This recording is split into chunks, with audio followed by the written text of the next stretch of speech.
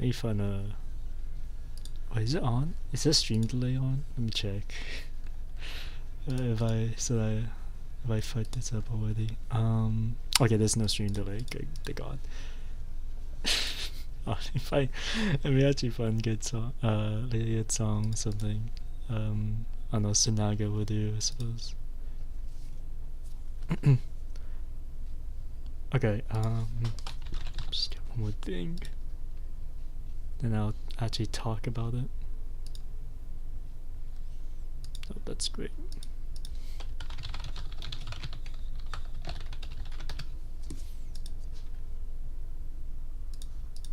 Okay, oh well. Don't matter, it don't matter, it don't matter. Oh, okay, thanks. Wow, I feel I made you my mod. I've actually, I started doing like some really like gay shit just because like I'm like acclimating to my coworkers. So you know like how a lot of like fucking gay people they just cover their mouth whenever they like talk. I just started doing that like subconsciously whenever I'm trying to like hide my blush. Okay, anyways, fuck that. um I've got this book. I ordered like 3 books from like Griffin Militaria, which is really dumb. But I saw they were like $15 per piece, so I just took the bait really hard. This one I got, and the one I'm most interested in right now is The Sword in Anglo-Saxon England by H.R. Ellis Davidson. And this one is a very nice one. Like you can hear like the crisp pages, but like it smells like shit. Like, cause I'm pretty sure he keeps in the same storage room as as all his like other militaria, like all of the memorabilia shit for like reenactors and whatever. But this one's copyright 1962. It's by Hilda Ellis Davidson. I'm gonna read the preface because I honestly don't care. It's all like, fucking people from OGL is gonna see this shit. Okay, anyways. I also hate my English. Okay. The beginning of this book can be traced to a lecture given to English students at Bedford College about 10 years ago. At that time, there was much interest among archaeologists in the patterns of sword blades used by the Anglo-Saxons and Vikings, since X-ray photography was now revealing how many of these had survived in our museums. There was much speculation about various theories put forward in England, France, and Scandinavia to account for these complex patterns. As our knowledge of the skill increased, so did our respect for the old swordsmiths, and so also, it seemed to me, did our understanding of the descriptions of fine sword in Anglo-Saxon poetry and the old Norse sagas. The keen interest of these students and the questions which they asked prompted me to begin a short article on this subject, but was never completed. For in the course of the next few years it stubbornly persisted in growing to a book. From the early literature of northwestern Europe, I gradually became aware of the supreme importance of the sword in the Anglo-Saxon period, first as a weapon and secondly as a symbol. I came to realize too what a wonderful collection of swords existed in the museums of this country, and how little known it was, both at home and abroad. In this book I have given an account of part of my discoveries, although a study of sword names in detail and of the significance of the sword as a poetic image yet remains to be completed. With the help of archaeology, I'm probably reading like too fucking fast now that I think about it.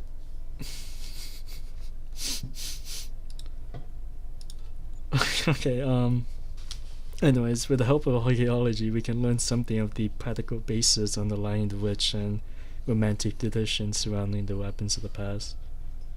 Thus we gain a new understanding of the minds of men in the Anglo-Saxon period, whose craftsmanship and skill in making and using weapons must otherwise be lost to this modern age, It is a very serious loss, inasmuch as the weapons on which the survival not only of individuals but of families and communities depended were of paramount importance, and no serious picture of their world is complete without them. If students and teachers of early literature will only avail themselves of the help given by archaeological research at home and abroad, this more than anything else will, I believe, keep such studies and give them permanent values outside the narrow bounds of the specialist study and the examination syllabus.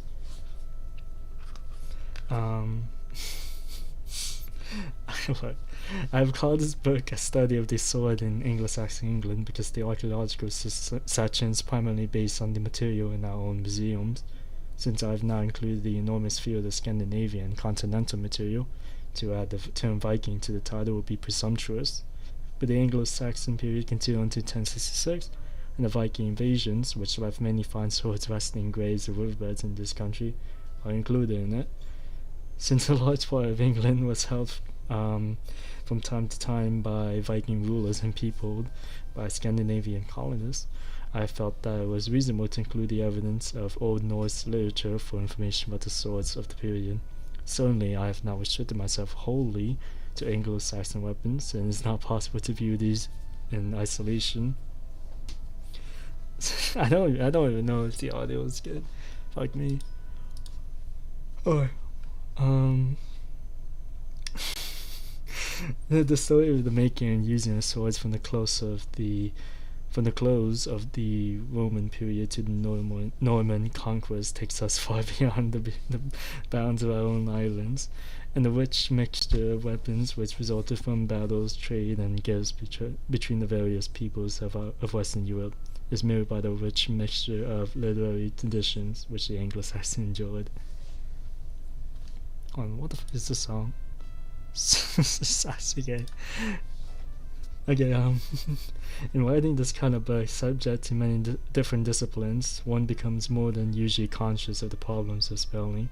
I have followed what seems to me the sensible custom of Scandinavian scholars and have simplified the spelling of personal names.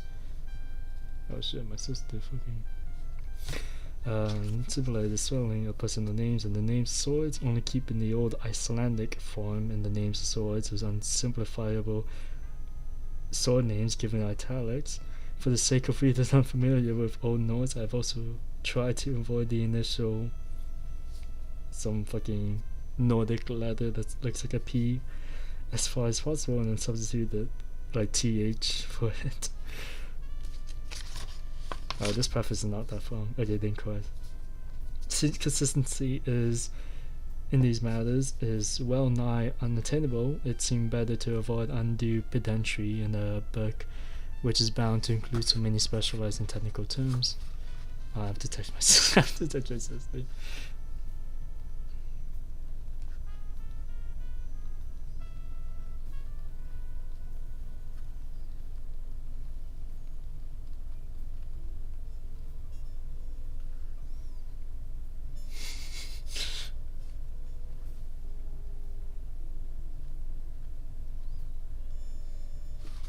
Okay.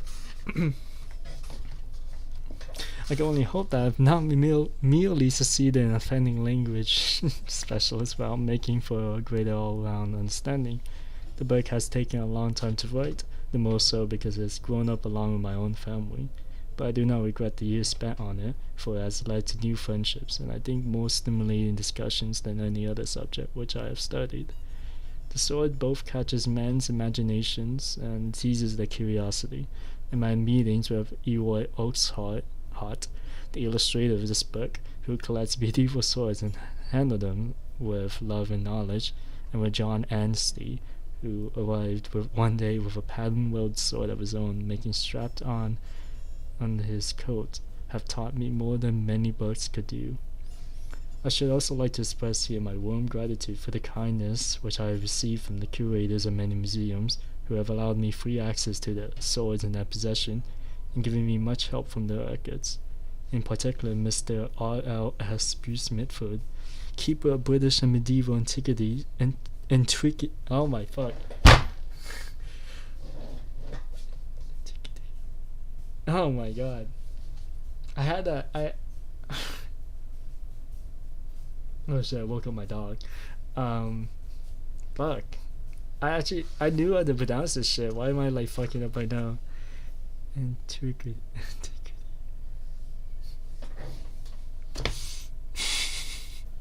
Okay, and that word in the British Museum has been unfailingly generous with help, advice, and information, particularly in the early stages of the book. I am grateful also to Mr. David Wilson, the assistant keeper, for his kind assistance in tracking down swords in the British Museum and elsewhere. No, there's a fucking another word. Out of many enjoyable visits to museums, I must recall with pleasure 2 days at Dublin, where Mr. Joseph Raftery, keeper of Irish Antiquities. Why am I fucking up at this pronunciation so badly? Antiquities, yeah. Antiquities. Why did I fuck up at that so badly? And the National Museum of Ireland made me free of the splendid collection of Viking swords, some housed in the cases in the museum and many more in strange subterranean depths below, and sent me away with a fine hoard of photographs. I am glad too to make acknowledgement here to those who have helped me on the scientific and technical side. The most thorny one for me is actually to Mr. Leo Biek of the ancient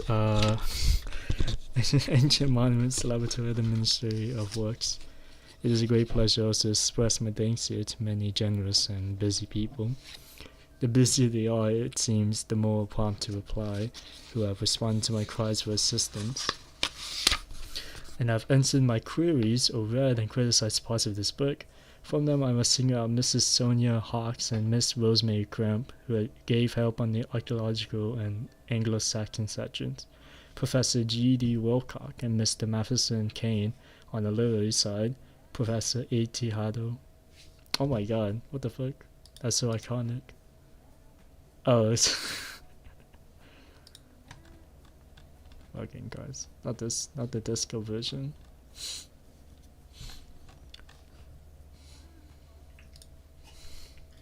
Bless you. Oh my god, my dog's sneezing. Okay. There are many others whom I remember. But okay, Lamang. Okay. There are many others whom I remember with gratitude and who I mentioned in footnotes. I just skip a whole chunk, but like this is not important to the book. I mean, this whole preface thing is not important to the book, so I could have just skipped the whole fucking thing. Cats for lunch. Hi, Jake. Hi, Cats for lunch. Oh my god. Hi. Oh, I can't do that. Anyways. Oh my goodness, that acknowledgement is... Let me see. This is...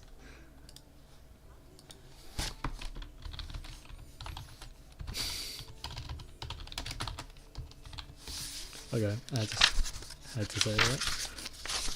Oh my goodness. I could have just read the introduction, if anything.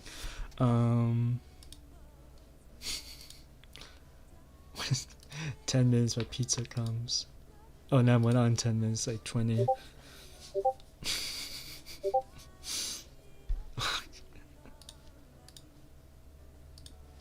Okay. Oh yeah, introduction.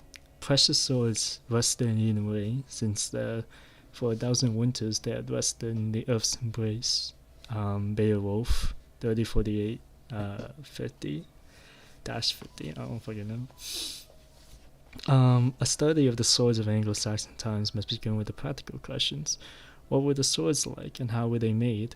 It would be unprofitable to work on the evidence from literary sources without first finding out all we can from swords which survive into our own day, and it is fortunate that our knowledge of early weapons has increased greatly of recent years. Archaeological finds have added to their number, while work in museum laboratories in England and abroad has ensured the preservation of these finds, and shown also that there is far more to wonder at in the early weapons that had been realized. Why am I'm like struggling with basic English, holy shit. Okay, it is not easy for the student of early literature to find out quickly what is known of the sword. which the heroes of poetry and saga use so enthusiastically. The evidence is scattered. Much of it is couched in technical language, almost as intimidating to literary specialists as Anglo-Saxon to a scientist. Oh my god, dog.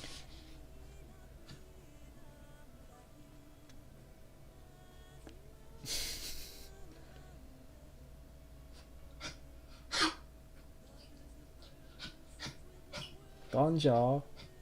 Guam.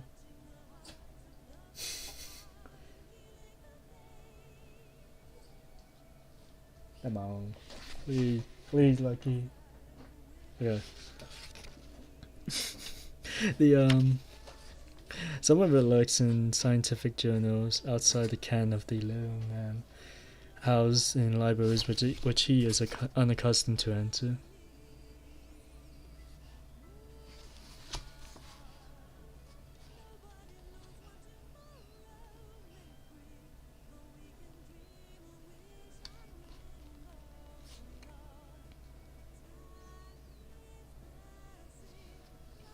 Well, okay. Hold on. Let me. Outside the ken of the literary man, housed in libraries which he is unaccustomed to enter, nevertheless, it provides it proves most relevant for the better understanding of early literature and most rewarding. The first section of this book, therefore, is a survey of what is known of the making of swords in Anglo-Saxon times and of their appearance and qualities. It is by no means an exhaustive treatise on early swords, so the treatise would necessitate the detailed knowledge of the treatise. I'm just gonna treaty. So the treaty would necessitate detailed knowledge of the weapons in many scores of museums in Europe and will require far more space than is given to it here.